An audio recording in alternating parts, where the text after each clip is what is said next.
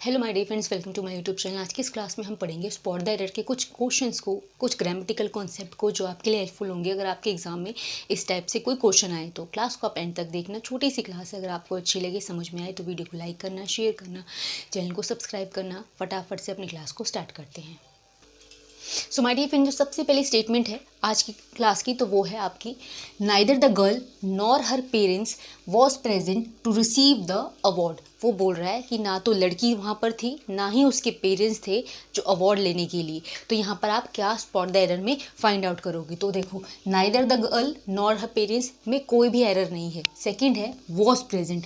आप एक कॉन्सेप्ट याद रखना, नाइदर और नॉर वाली स्टेटमेंट में जो यहाँ पर नॉर के बाद जो सब्जेक्ट है इसके अकॉर्डिंग हम आगे की वर्ब लगाते हैं। तो यहाँ पर पेरेंट्स जो है वो प्लूरल है तो प्लूरल वर्ब आएगी। यहाँ पर वॉज ना होके वर होगा। इस स्टेटमेंट में हो जाएगा, neither the girl nor her parents were present to receive the award. Neither और नॉर वाले सेंटेंस में नॉर के बाद जो आपके सब्जेक्ट होगा उसके अकॉर्डिंग आप आगे की वर्ब डिसाइड करोगे। ये कॉन्सेप्ट है। सेकंड है आपका, Raghu came out of the bathroom with the towel in the hand. वो बोल रहा है रघु जो है बाथरूम से बाहर आया अपने हाथ में तौलिया लिए हुए। यहाँ पर आप यहाँ याद रखना, जब यहाँ पर दे रखा है वो तौलिया लेके आया तो यहाँ पर द यहाँ पर हम नहीं लगाएंगे।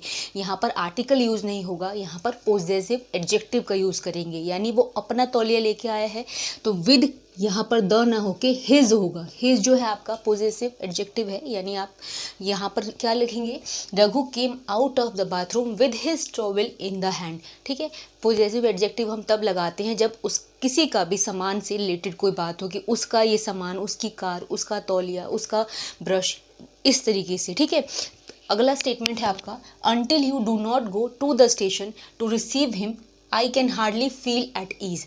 ठीक है, वो बोल रहा है जब तक तुम स्टेशन नहीं जाओगे उसको रिसीव करने के लिए। ठीक है, उस मतलब पहले वाले स्टेटमेंट से समझते हैं। अनटिल दे रखा है, अनटिल अपने आप में एक नेगेटिव सेंटेंस है। अनटिल के साथ में डू नॉट, नॉट, ये सब नहीं लगता।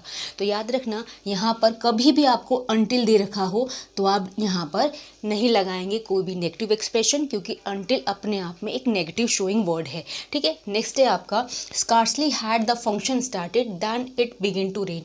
जैसे मुश्किल से ही फंक्शन शुरू हुआ तो वहाँ पर बारिश होने लगी। तो यह याद रखना, स्कार्सली आए या हार्डली आए उसके बाद में देन नहीं लगता, व्हेन लगता है। तो यहाँ पर देन नहीं होगा, यहाँ पर क्या होगा, व्हेन होगा। स्कार्सली के बाद भी व्हेन लगता है, हार्डली के बाद भी व्हेन लगता है। आगे की स्टेटमेंट्स देखो। सो माय डियर फ्रेंड, जो नेक्स्ट स्टेटमेंट है वो है आपकी, I have to get a car soon as possible या नो एरर। आप कभी भी याद रखना, जब भी ऐसा आता है ना कि एज सून, तो इसको हम कैसे करते हैं, एज सून एज। तो यहाँ पर क्या स्टेटमेंट होगी, I have to get a car as soon as possible. ठीक है, मुझे जल्द से जल्द, जितने जल्दी हो सके कार चाहिए। ठीक है, तो आप हमेशा याद रखना, एज सून हो तो उसके पहले एज जरूर आएगा, क्योंकि एज सून एज एक कंप्लीट मीनिंग देता है। ठीक है, नेक्स्ट है आपका, no student is as intelligent as Priya. तो कभी भी याद रखना, नो स्टूडेंट का मतलब क्या हो गया, या फिर नो किस बाद में अगर कोई है इसका मतलब होता है कि कोई भी नहीं। लेकिन स्टेटमेंट कह रहा है कि प्रिया के बराबर ऐसा कोई भी बच्चा नहीं है जो इंटेलिजेंट है। तो यहाँ पर हम क्या लगाना पड़ेगा, नो के बाद में अदर लगाना पड़ेगा। वो बोलेगा no other student is as intelligent as Priya, यानी कोई भी ऐसा बच्चा नहीं है जो प्रिया से मतलब इंटेलिजेंट हो। अगर मैंने नो इंटेलिजेंट लिख दिया तो इसका मतलब हो जाएगा वो कोई भी बच्चे की बात नहीं कर रहा, यानी नो मतलब कोई भी स्टूडेंट नहीं। ठीक है, तो यहाँ पर अदर लगाएंगे। नेक्स्ट है, had anybody ever told you that you are beautiful. इसका मतलब है, क्या तुम्हें कभी किसी ने बोला है कि तुम सुंदर हो। प्रेजेंट टेंस में ये सेंटेंस है और हैड जो है पास्ट का है, तो हैड को हटा के हम यहाँ पर क्या लगाएंगे, हैज़ लगाएंगे। तो इसका मतलब हो जाएगा, has anybody ever told you that you are beautiful, यानी क्या तुम्हें कभी किसी ने बोला है कि तुम सुंदर हो, इसका मतलब होगा।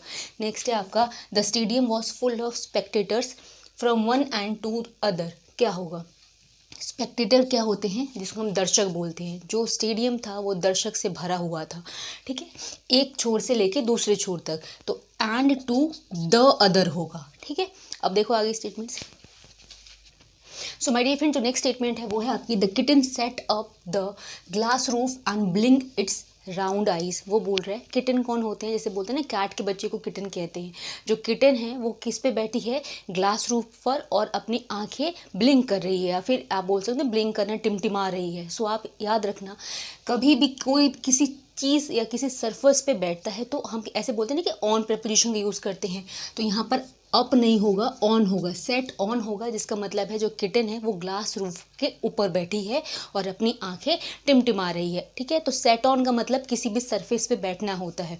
यहाँ पर एक पॉइंट याद रखना। नेक्स्ट है, could you like to read his speech, वो बोल रहा है क्या आपको उसकी स्पीच जो है पढ़ना है, ठीक है, पसंद है आपको पढ़ना। तो यहाँ पर कुड ना हो के क्या होगा, वुड होगा।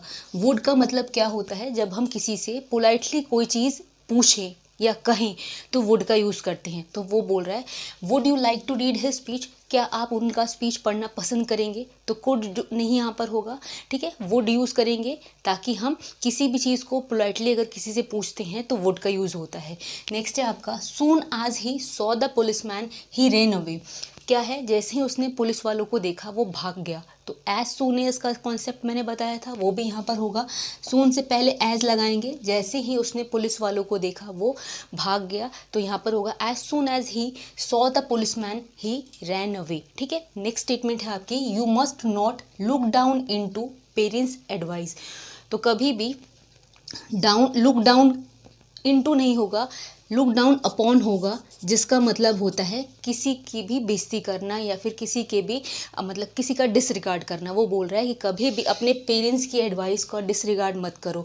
ठीक है, तो यहाँ पर लुक डाउन इनटू का अलग मतलब हो जाएगा, लेकिन इस सेंटेंस के अकॉर्डिंग लुक डाउन अपॉन होगा, यानी किसी का भी डिसरिगार्ड करना, किसी की भी एडवाइस या किसी भी सलाह को अनदेखा करना होता है। ठीक है, अब देखो आगे statements. So my dear friend, जो नेक्स्ट स्टेटमेंट है वो है आपकी, all the furnitures has been replaced by the landlord, या नो एरर क्या होगा। कहने का मतलब है वो कह रहा है कि जितने भी फर्नीचर थे वो सारे रिप्लेस कर दिए गए मकान मालिक के द्वारा। तो हमेशा आप याद रखना, फर्नीचर कभी भी एस या एस के साथ में नहीं आता, हमेशा सिंगुलर फॉर्म में आता है। यहाँ पर फर्नीचर्स नहीं होगा, क्या होगा, सिर्फ फर्नीचर होगा। ठीक है, all the furniture has been replaced by the landlord correct होगा। फर्नीचर कभी भी आए, फर्नीचर्स नहीं होगा, सिर्फ फर्नीचर होगा, ये कॉन्सेप्ट याद रखना। नेक्स्ट है, the airplane took off as soon as I arrived at the airport. वो बोल रहा है कि जैसे ही मैं एयरपोर्ट पे गया, जो एरोप्लेन है वो जा चुकी थी। तो कभी भी ये जो सेंटेंस, ये जो इस पार्ट का है, तो ये पास्ट में है, यानी इसके जाने पर वो एरोप्लेन जा चुका था। तो टुक के साथ ही हम डबल एफ और ओ वाला ऑफ लगाएंगे, यानी टुक के बाद में हम ऑफ लगाएंगे, जिसका मतलब क्या होता है, मीन्स टू डिपार्ट होता है।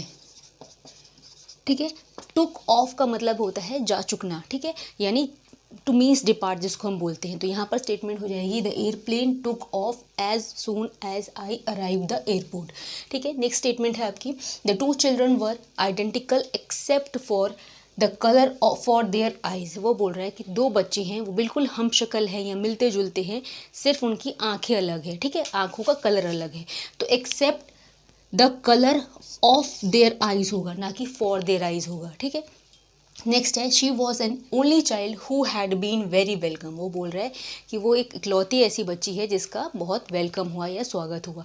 तो यहाँ पर एन आर्टिकल नहीं होगा, यहाँ पर डेफिनेट आर्टिकल द का यूज़ करेंगे हम, क्योंकि सिर्फ उस लड़की की बात हो रही है। जब हम किसी चीज़ को पर्टिकुलराइज करते हैं तो आर्टिकल द लगता है, ये कॉन्सेप्ट है। सो माय डियर फ्रेंड्स, ये बहुत छोटी सी क्लास थी स्पॉट द एरर की। इसमें हमने कुछ इंपॉर्टेंट कॉन्सेप्ट पढ़े जो आपके लिए हेल्पफुल होगा अगर आपके एग्जाम में इस टाइप के कोई क्वेश्चन आए। तो क्लास अगर आपको अच्छी लगी हो, समझ में आई हो, तो प्लीज़ वीडियो को लाइक करना, शेयर करना, चैनल को सब्सक्राइब करना। मिलेंगे नेक्स्ट क्लास में, तब तक के लिए थैंक्स फॉर वॉचिंग।